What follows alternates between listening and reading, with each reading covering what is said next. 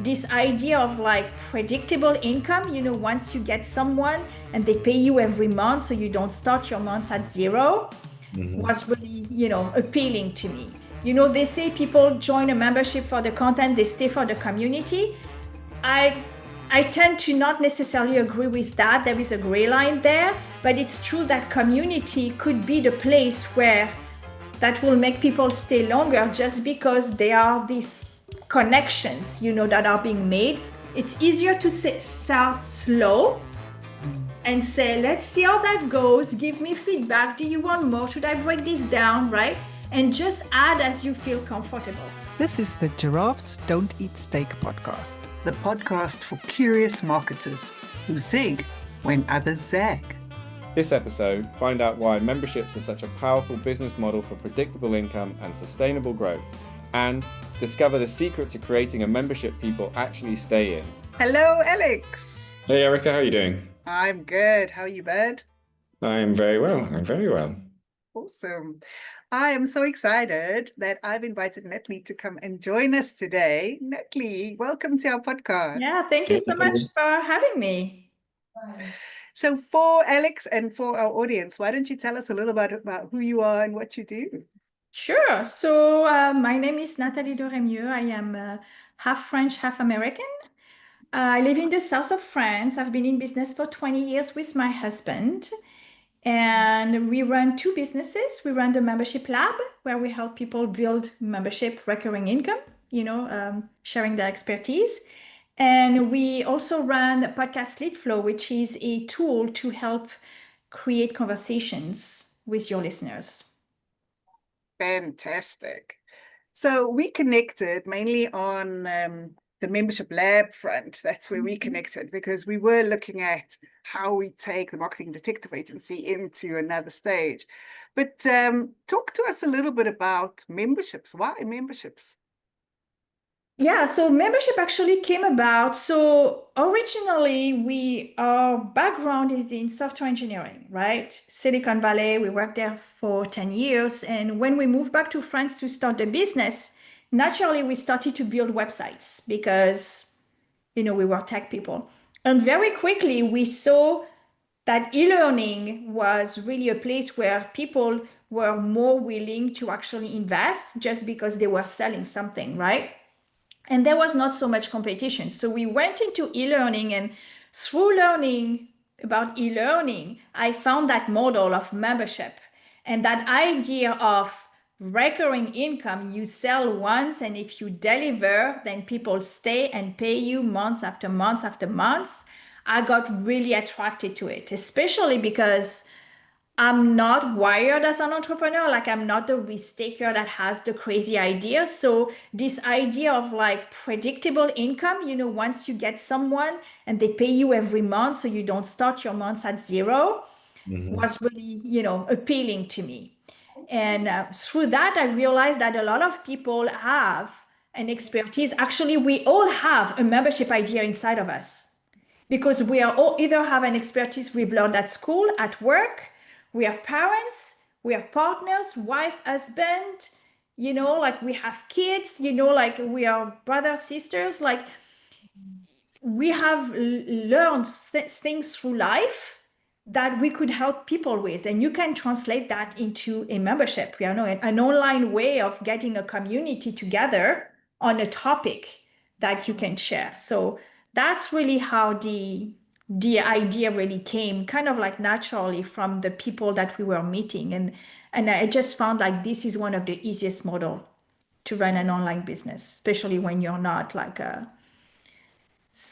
doing like a big coaching or something like that. Yeah, it's memberships it's a booming business in terms of a business model, right? I mean, we just have to look at things like streaming platforms. We've gone from owning one thing to multiple accounts, right? And Exactly. it works. It works. It's a very, very good model. It works very, very well. But I guess my question for you is that as it becomes more and more popular and lots of people are signing up to lots of different memberships, what are the key things you need to do to get people invested in your membership? And for it not to fall down the list of memberships that we are all signed up to?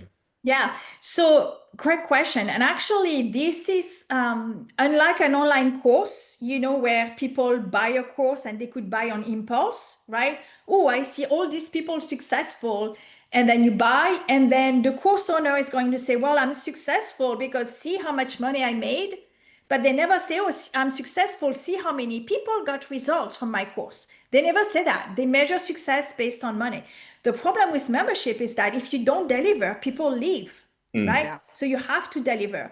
So the number one key for a membership, especially when it's so popular, is to make sure that your idea is a membership idea and not a course or something else. That means it needs to be some type of recurring problem that requires a recurring solution or a community, right?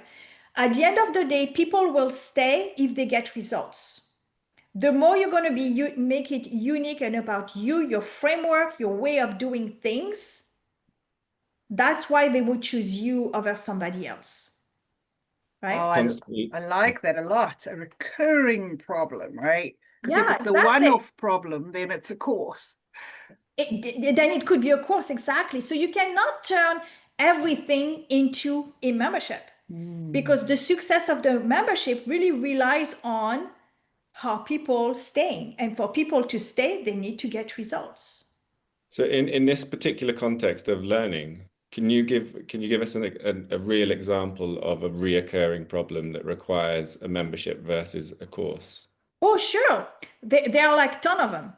So the one that comes to mind, like a client that we released, I don't know, maybe 3, 4 months ago now, AI for non-techies. It's a membership that teaches people AI.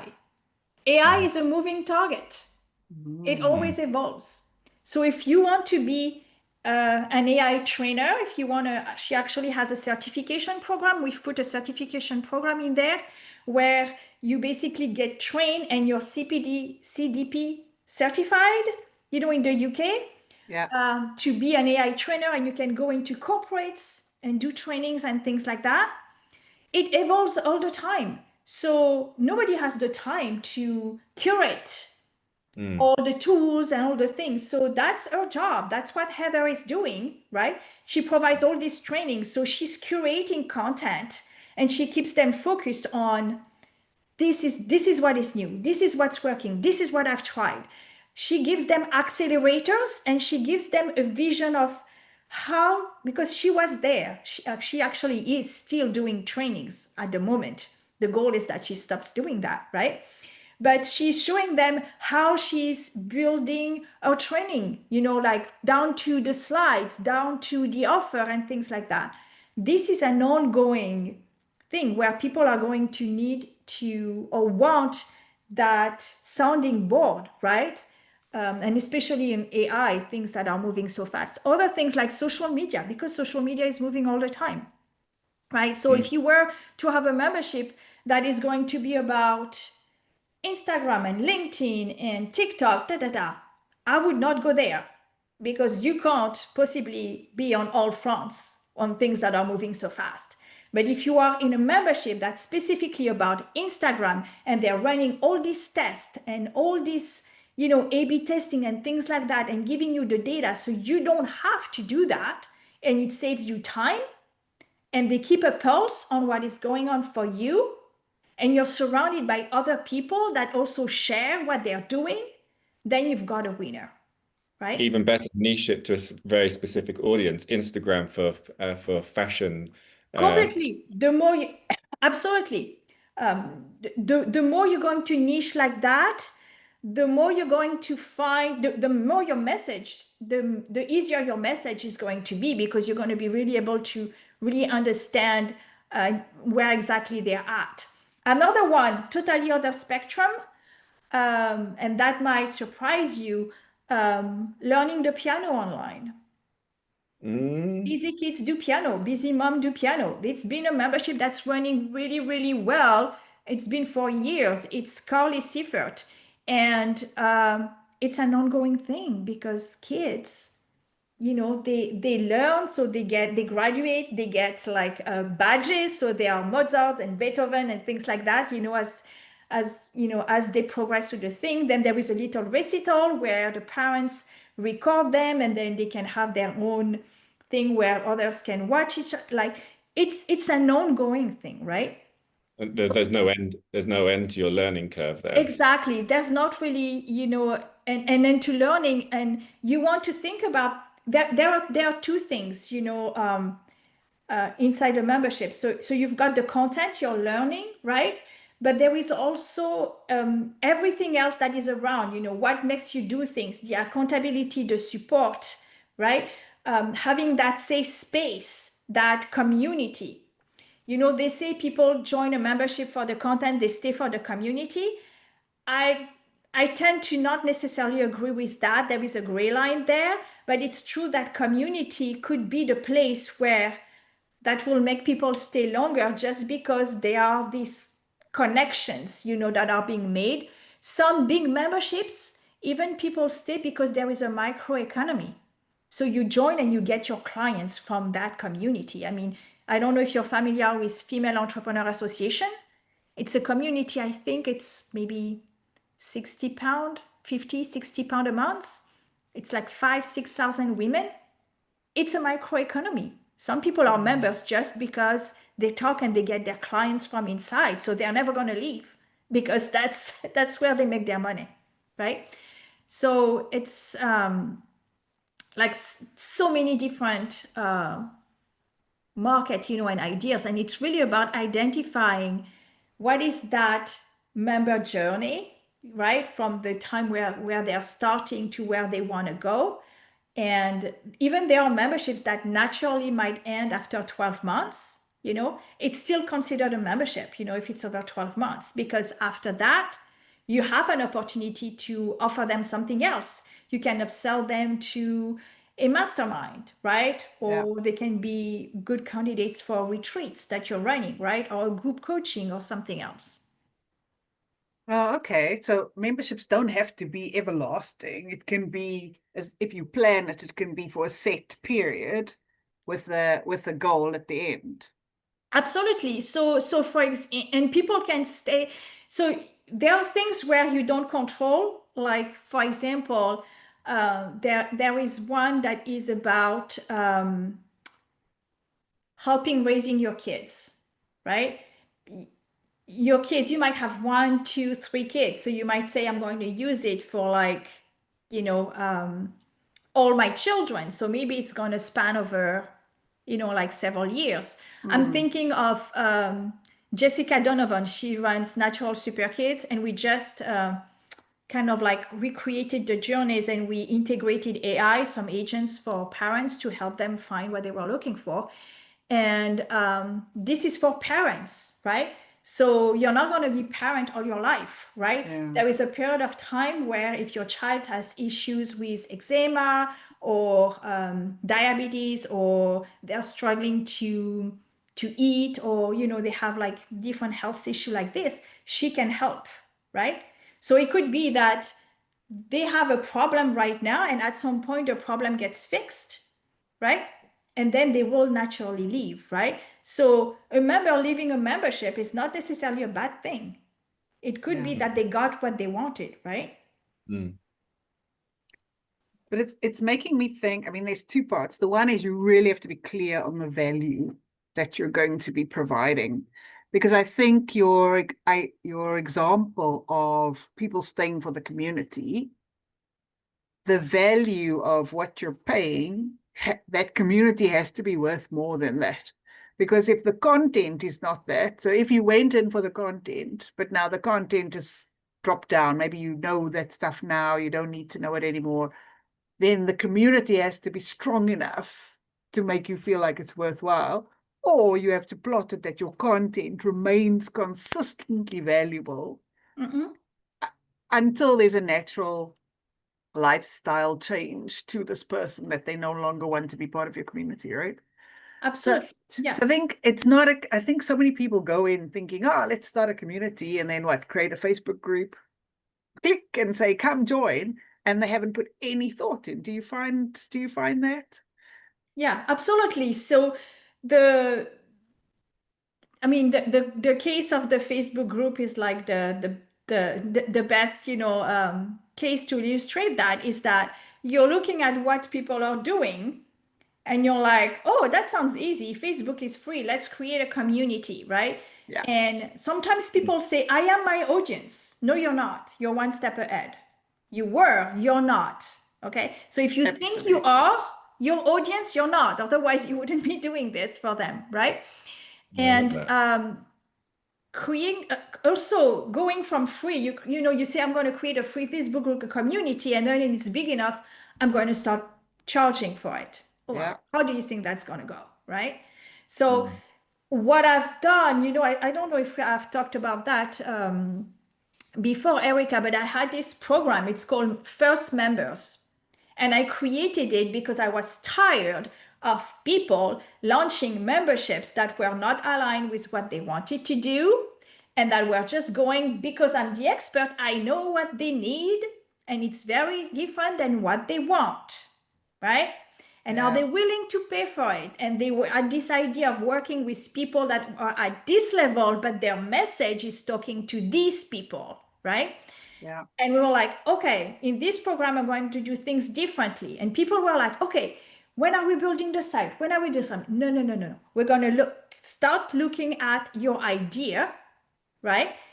Pitch me your idea. And I was like, you don't sound excited. You don't sound convinced by it, right? And in this program, there are a couple of people that never launched a membership. Why? Because it was not really like in the vision that what they had, like this idea of having a lot of people and having to maintain that for like how long and things like that, like that was not appealing. So a lot of people are going the membership route because they think it's easy. And it's like, well, once they're in, they're just going to pay and it's a smaller amount. So I could not sell my course, but maybe a membership will be easier to sell. Absolutely not. Mm. The way to look at it, and I say you don't have to invest money, you have to start talking about your idea and you create what I call an interest list. You get people to raise their hand and say, I'm interested. And at the beginning, you don't have to say much because you don't know much. You say, I'm thinking about creating this thing. This is going to be for these people. And this is the problem I'm going to solve. And this is kind of like my way of doing things. If you are remotely interested in hearing more as I am developing the idea, join the interest list or click on the link if you send this to your list. And then you're going to have a list of people that do that. Now, if you're not able to do that, don't go any further. Because if you can't do Absolutely. that, how do you expect people to pay later? You're not able to get people to raise their hand for free, right? Mm. So that means you have to go outside. Like if you want to validate the idea, okay, my audience, they don't respond to that. That's okay. Maybe they are here for a different offer. That's not what they want. Then you have to go and tap into other people's audience, right? So maybe you get interviewed on podcast, as a guest, and you start talking about it. You have to find ways to get in front of these people, right? Now, once you have that, that's only the start, right? You see interest. Now, what is really important is you want to create something that they will buy and something you'll be excited about, right? And Absolutely. the only way to do that is to co-create, right? Collaborate with them. This is what I'm thinking. So you share with them the process. So you're building momentum, right? They're following you. You ask them for feedback, like what are the things you would want to see. And as this progresses, they start to feel like they're part of it already. They're contributing to the creation. and Love what Mm. that. and you align it with what you want to do, right? So things that you're like, I don't want to do that, I don't want to do that, right? Then you stay away from that. And at the intersection of what they tell you and what you love to do is the membership idea that when you open the doors, they'll be saying, yes, I'm buying this. They're like buying into their own thing, right? And of course you give them like a great offer, like a price that nobody else will ever have. They're going to get the VIP treatment for the first 3 months because you're going to be really more present, you just to make sure it works for them and it works for you before you validate the idea. And then when you open the door to the market, so you're going to refine your messaging and stuff like that. When you open the door, what do you have? You have a foundation of members that feel like, oh, it's my membership, right? So they'll be your strongest advocate, right? They've been Absolutely. active, in the community. They've participated in creating this thing, right? It's called, it's called the ownership model, right? It's like the kind of like feeling it's theirs, right? And it's a lot easier when then you have to bring in new people when they see that there is already a lot of some people in there that are actually really excited about the membership. I absolutely love that. It's pure gold. So, That's and that's when I say you cannot fail. If you do this, you cannot fail because you don't spend a dime on anything if you don't get in front of the people. And if you don't know how to get in front of the people, that's where you spend the money. Yeah. Getting help in marketing, in messaging to say, I have an idea around this. I need help to craft my message and go in the right places, get into the partnership, the podcast, whatever that is, to get that message in front of the right people and see if they are interested. Absolutely. It makes me think of during COVID, um, in the village where I lived, there's a membership that started up called Pot Gang. But it's about planting vegetables and stuff at home. Okay. And literally he did what you said. If I'm thinking back now, and he got me on board because during COVID, like many people, I started planting vegetables at home, right? Like, oh yeah, why not? I'm home. This weather was great. And kept it going that every month you get a pack with seeds and it's got the instructions and you can choose whether you want the pot with it or you want the soil or no, you just want the seeds, but it's got, and what he's done lately that I've noticed, because I've stayed on track, I'm loving it, is he's gotten us involved in designing the little labels, like, what do you want to, because he has fun names. So it's, Betty is Betty Bluebell or whatever, like fun name, like getting people to help design the little stickers so that you can label your pots, you know what they are, designing the little booklets that the instructions come in is created. You can now, there's upsell opportunities, little spades, and you can buy all the utensils now, watering cans and gloves and whatever you need, not just that. It's really clever, but it's a membership. Yeah. And the way he did it was absolutely co-creation and continues to be co-creation. Like, what seeds do you want next? Like, is we choosing tomato types for next year now? Like, here's 12 types of tomatoes. Which ones do you think we should put into our seed packs? Yeah, exactly. I mean, showing members like what is coming next is a great teaser. It's a great way for people to stay, but also saying, I have 3 ideas for next month, ABC. Let's vote, and the one that gets the most vote is the next one.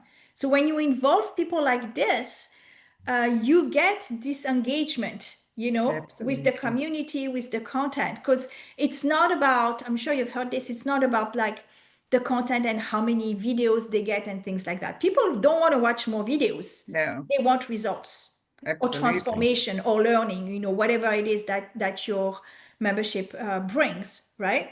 So the more absolutely. you involve them like this, it's also like you don't even have to come up with all the ideas. Remember, like they tell you what they want, you know what they need, and it's for you to translate that into something that the way you teach it, the way you give it to them, that is going to allow them to have that transformation, that learning.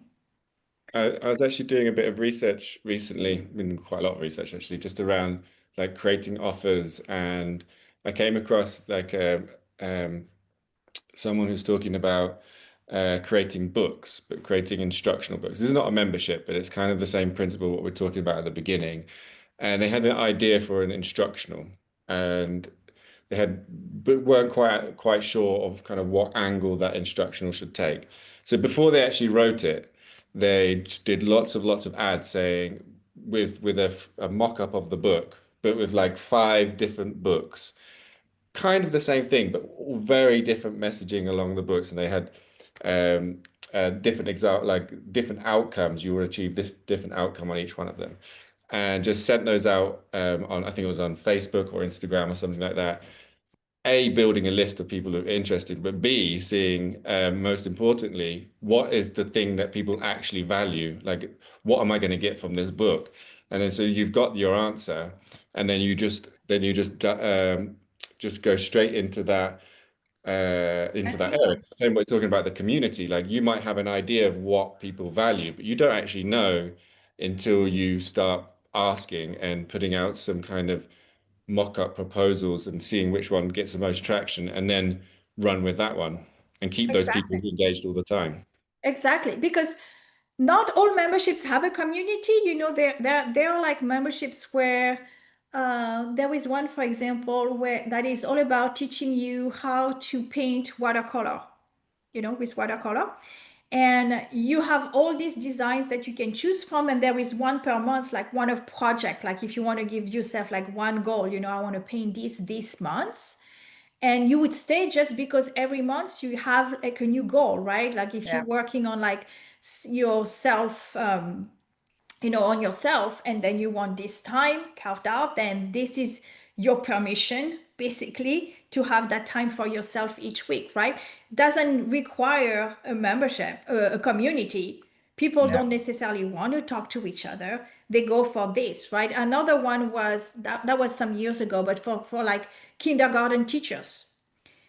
What was it called? Kinder? I can't remember. But basically, it had a whole bunch of templates and pre-lessons that the kindergarten teacher could download to help them to do their work. And they would just, they pay for being able to download certain subjects, and every month they could only download 3, so they cannot come and like take everything, right? So you'd imagine that by in 2 years they'll have everything, which is okay, right?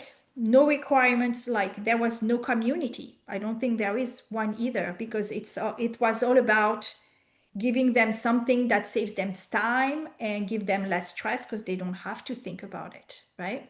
But it's So that recurring need that you spoke about at the yeah, beginning, right? exactly. It's a recurring need. Absolutely. Yeah, It's exactly. the need there is not to talk to other people about it. That's not the need, but the need is, oh, I want this new template every month. That's what I want. That's the Mhm. recurring need.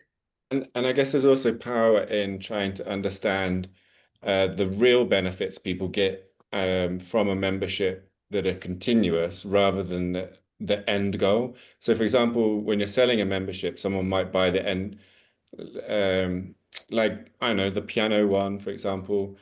Mhm. Like they're buying the piano membership so that they can get to a certain level, but that certain level is not going to be achieved tomorrow Mm.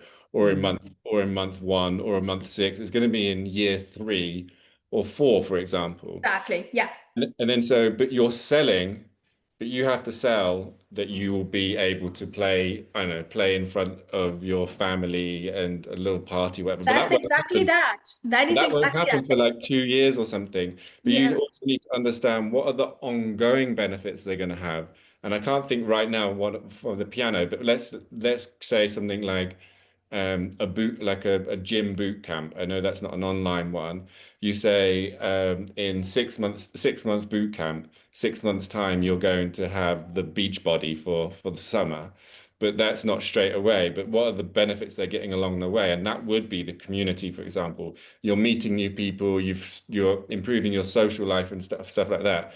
But when you're selling the membership, you're not selling those community benefits, you're selling the end goal. But you also have to be aware of what they will be getting during that process so that you can, so that's like the value add content that you're doing, that you're giving, that you need to be aware of, that you can prepare once they are enrolled into your membership. Absolutely, because it's not so. I mean, they love to see the angle. I mean, I love the example of there is this membership. I can't remember the name of the person, but it's called Maestro Online, I think, and it has piano, but it has other instruments as well.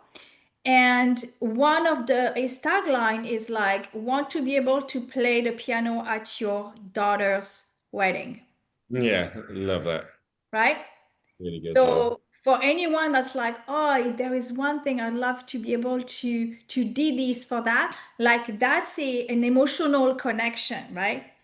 But then for the parents, it's like it's something ongoing. It creates consistency in the process, right? So it's not like gonna do one lesson here and one lesson there and one lesson there. It's like it's that consistency that it Mm. creates in the routine, right? Like Yeah. I say often, like if you can get your membership to be part of a routine for people, like whether this is yoga or things like that, you're golden. Yeah, Because absolutely. routine is by definition something that people are being consistent on, right? And Mm. don't want to break. It makes me think a bit about Toastmasters that I belong to, which is a membership really. And the reason you join is to improve your public speaking and gain confidence, etc. And there's a set meeting that you pitch up and you get to practice, right? And that's ongoing. But sometimes the wrong person joins, it's people who want to do a best man speech. And the reason I say they're the wrong person is because they practice their best man speech, but then when it's done, it's over. And they've moved on, right? So they're not from a membership perspective. I mean, of course, we as Toastmasters, we love everyone to come and we help everyone. But from a membership perspective, your messaging is quite important. If they went out and said, we help people with best men speeches, you're going to have a very fast turnover membership, right? Like people are going to come because, by the time you heard you're doing the best man speech to the time you're doing it is probably 1 or 2 months. Like it's a quick period. And then what, right? So that's not their tagline. It's not about come and learn how to do best man speeches because that would draw the wrong crowd. So I think in terms of what you're sharing now is also something for people to think about is your messaging can draw crowd, right? That can be crowd, but make sure it's the right crowd that is looking for the continuous long-term benefits if you really want that to be what your membership is about. I suppose you could start a membership just for best man speeches, but knowing it would be short. Yeah. I think this is so key. And that's another point that's very different than online courses, because online courses, you do a launch, it works, it doesn't work, well, you learn from it and you do your next one. In the membership, if you bring in the wrong people, the wrong members, and you get feedback from people that are not the right members, then it's really like it's going to really throw you into Yeah.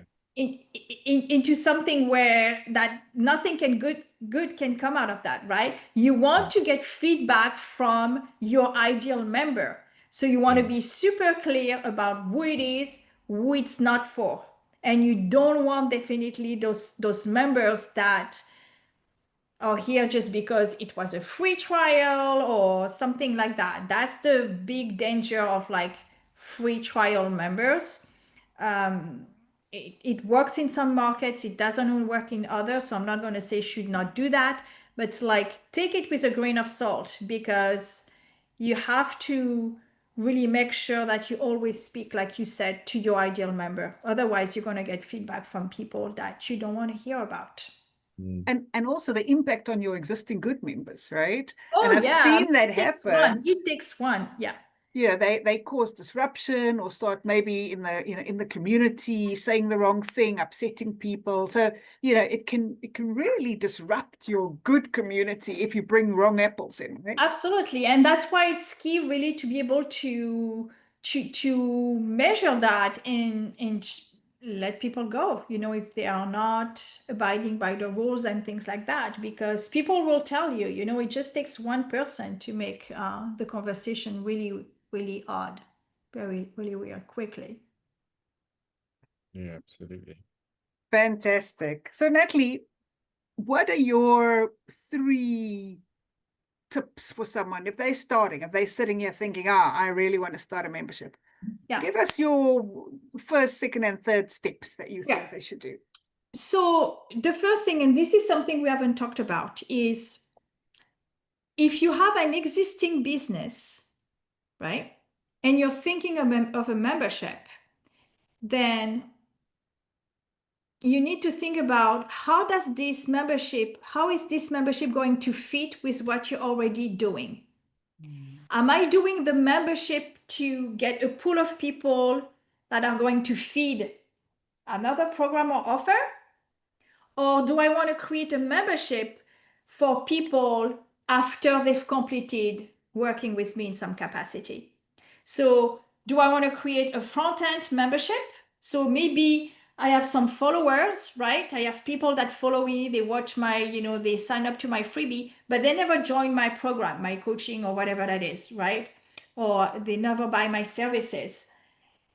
So I have all these people. Can I create a membership that really leverages my time, give them some value, and I get some recurring income? And the goal of this membership is to get them ready for the thing. So I'm strategic about what my membership is about, right? Or Absolutely. am I a coach who's been working, coaching people for 20 years, and now I have a good, solid base of past clients, and maybe I want to create an exclusive backend membership for my past clients. It's a bit more high ticket. We meet once a month. They all know like how I work. They've been through my program, so they share some stuff, right? So that's one way to keep supporting your past client after they've gone with you. That's a way to get recurring income. That's a way to continue to support them so you stay top of mind. So if you have another program or if you have a retreat, you sell them VIP days. That's if you want to continue to support people. So look at the intention, the membership. Or maybe it's something completely new, right? You're a coach and suddenly you want to teach painting or gardening because that's something you're really, really good at, right? That in that sense, it's completely separate, right? So you have to start at the beginning, building the audience and all that stuff, right? So it's, I think, being strategic about where does it fit. So you can really create a synergy, with all your offers. And I think that's like the first step. Like, where does it fit with what I do already? And do you I think love it. do you think some people have a business that is already a membership business and they don't know it? And I'll give you an example, like a marketing agency who have a retainer. Isn't that a membership? Um,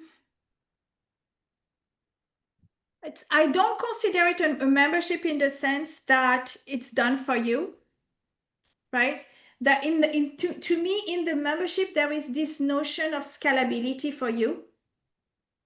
So that means whether I have One to many, 20 not one to or one. I have 5,000, then I can do it. You bring me 5,000 people tomorrow, it's all automated. We're all good. They're all going to get great experience, right?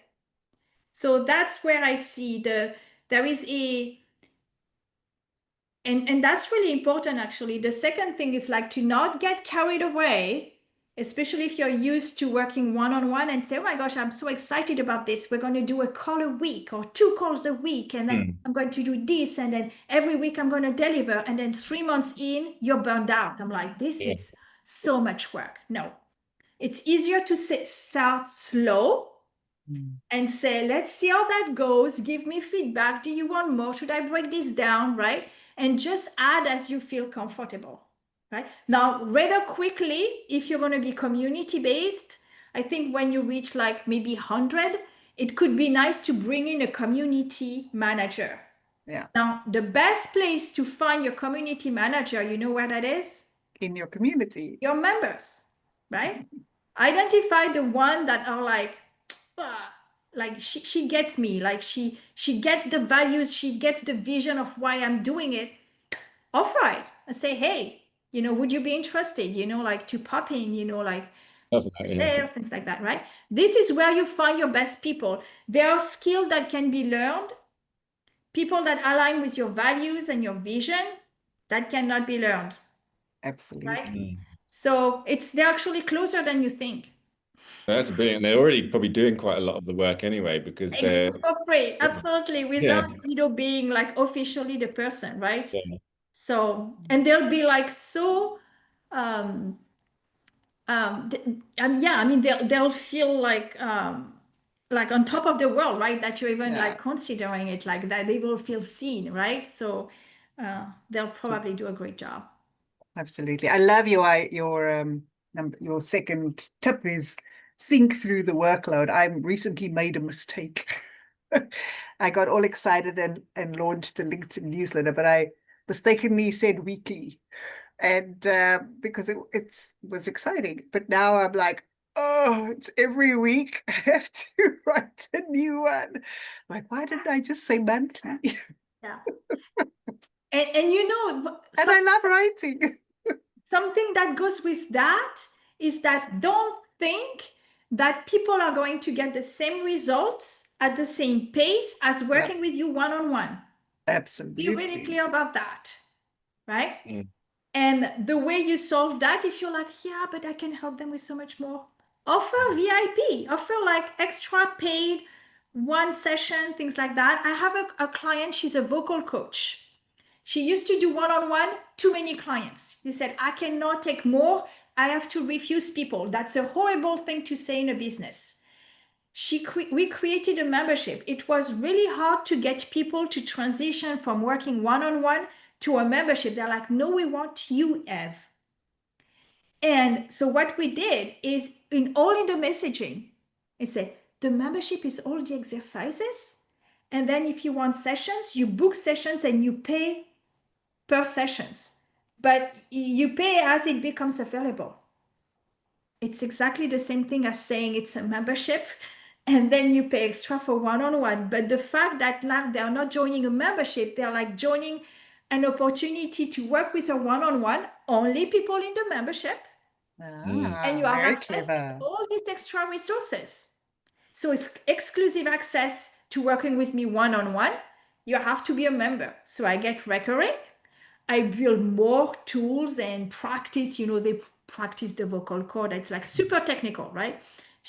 This is for singers and professionals. So super technical. And then the people that want to book calls, like our older clients that are like, no, and she doesn't want to use them.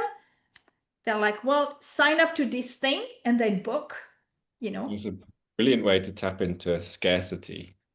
Yeah, It's exactly. great. That's the only way.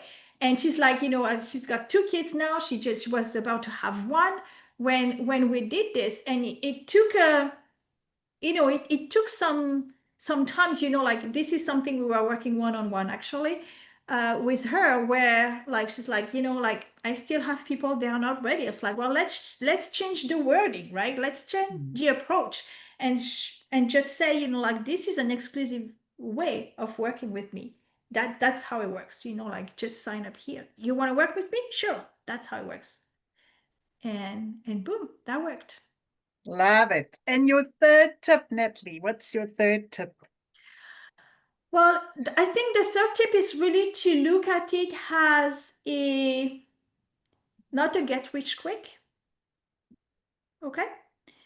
Again, if I compare with online courses, what do we compare? How much did we make last time? Not how many people did I sign up, not how many people completed the course, because we say you have lifetime access, so you have all the time. Here, we have to look into how many members do I have coming in, how many are leaving, right? And you have to look at it, ideally you want this to grow like this, right?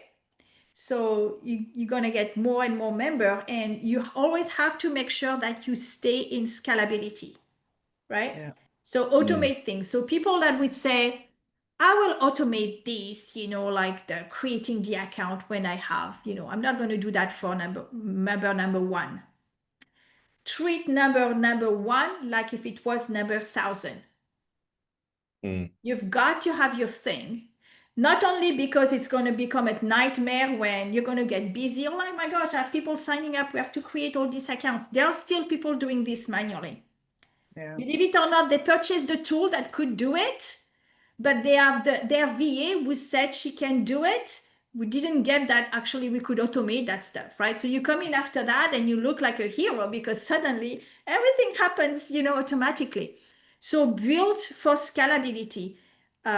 If you're going to do this is a long-term game, right? There are people that make 30, 40, 50K a month with memberships. It's not uncommon at all. They won't talk about it, but it's because it's that consistency, right? That consistency and getting the right people and making sure that you stay current and ahead of the curve from them, Yeah.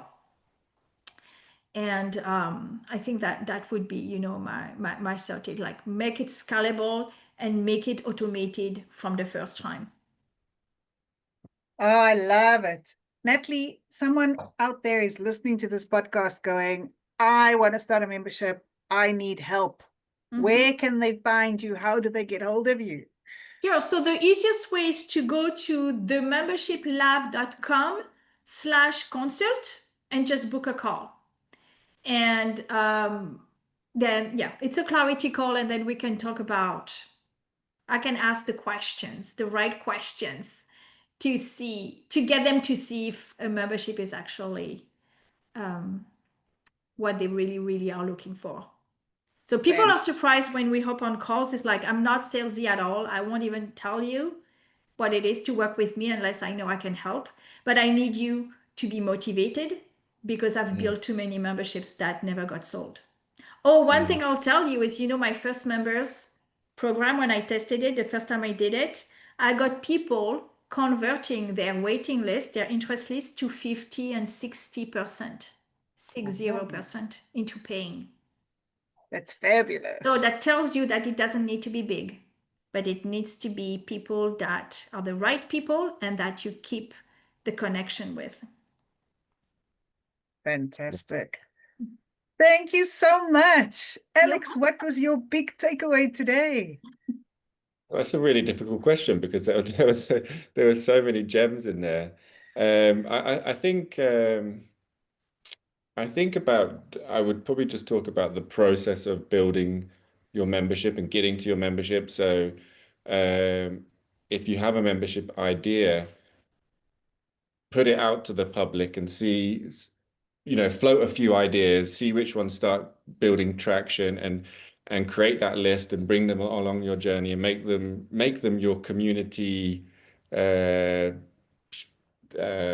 advocates. So they're the ones who are there and they love what you're doing, and in there probably is your community manager that you're going to hire 2 years down the line. So I really like that. And I also didn't really think about like the difference between the kind of when I was thinking membership, maybe membership is anyone who's just paying every month, but no, it's actually when you can scale to a larger level rather than just doing the one-on-one. That's a true membership, I think. Yeah, exactly. Awesome. Nathalie, any last words for our audience? No, I mean, I'll just say, like I said at the beginning, I think we all have a membership or two inside of us, but it's really about digging deeper and really looking into like, is this really aligning? Like, where do I see myself in 5 years? Do I see myself running something like this? I mean, for some people, it sounds so easy. For some clients, we've built over close to 400. I've worked with close to 400 people one-on-one. So that's why I'm like much more like, people are surprised that I'm like, I don't think you're ready. Like you haven't sold me on your idea. Like I could take your money, but I don't think I would be doing you a good service. So I think it's really like, and it's a difficult exercise to do, but like what it is that I really want. Love it. Because when you know, and when it's aligned, it's simpler. We don't procrastinate as much. Yeah. We don't strive for perfection. I mean, everything becomes easier and flows. Absolutely. Thank you so much, Nathalie. It's been an absolute pleasure having you on here today. You're welcome. Thank you so Great. much. Thank you so much, Nathalie. Thank you. Yeah, thank you, Alex. And Alex, it's fun as always, and I'll see you again. See you later. Bye, everyone. Thanks for listening to Giraffes Don't Eat Steak, where curious marketers zig when others zag. If you enjoyed the episode, share it with someone who loves great marketing conversations. And don't forget to follow, review, or drop us a note. We love hearing from fellow curious minds, and if your own marketing's feeling a bit tangled, check out our Marketing Power Hour. It's a focused one-to-one session designed to help you get clarity and momentum. Just go to themarketingdetectives.com and book your slot. Until next time, keep zigging.